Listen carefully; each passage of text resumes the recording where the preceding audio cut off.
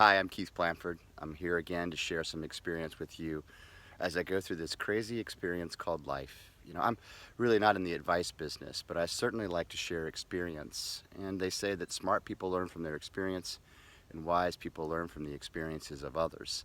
So I'm down the path a little bit and I can share with you some of the experiences I've been through. Maybe they'll be helpful, maybe they won't. I find it sometimes pretty intimidating where you see people in lectures and sitting on stages and telling you the subconscious process and all these different examples of how to navigate life and how to be successful. And that's great information. I don't want to say that it's not, but I'm a pragmatic man. And I like things to make sense to me that are simple and things that I can execute. So, what I'm trying to give you is some simple tools that I've learned. Hopefully they can something that you may ring a bell, maybe not, but at least I'll try to give you some processes. And I want to do this, where it's not dragging on and on. So one of the things that I can share with you today that's been really resonating in my mind is the idea of choice. Choice, I often feel like a victim, like the circumstances of my life are put upon me by outside forces. And it's, this person's fault or that person's fault or even God's.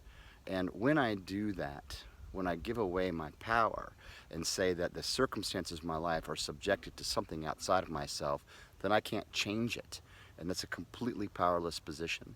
And it makes me feel frightened, afraid, angry, and I'm waiting for that other thing to happen so that the conditions of my life can change. And I've found that this is the cart before the horse or just a mixed up process because it's not true. One of the things that I remember is that the effects of my life, the condition of my life, are a direct result of the cause. And what's the cause? The cause is my thinking.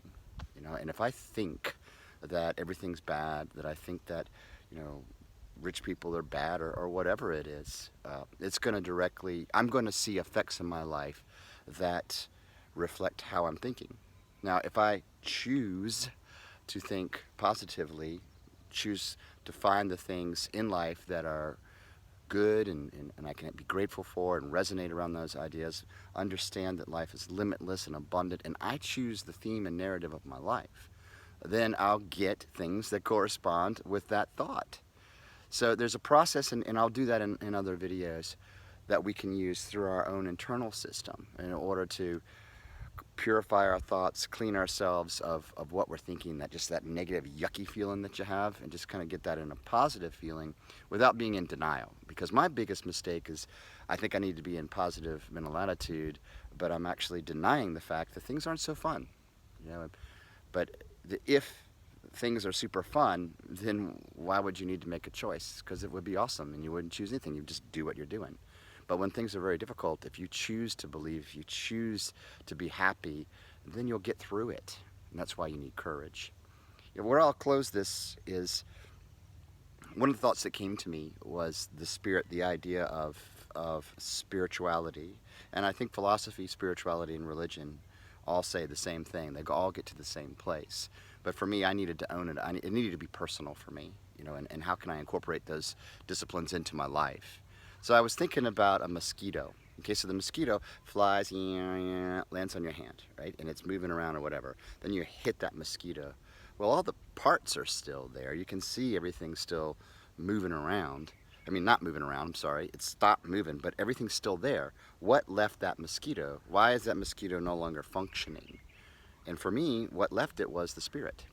So I translated that into the idea of a human being. Okay, so if a human being here is made up of proteins and muscle or whatever, and it's alive, and then the cadaver, the dead body, it's there. It still has all the muscles and all the parts, but it's not moving, it's not doing anything, but it's still a human body. Well, what's the difference? To me, it's the spirit. And what does the spirit do differently for this body that's not moving to this body that does? Well, it thinks. A cadaver can't think, but when you put the spirit back in, you can think.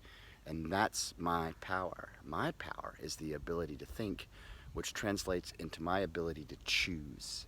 So the power deep down inside of me is the ability to choose whether to be happy or not, whether to be good or evil.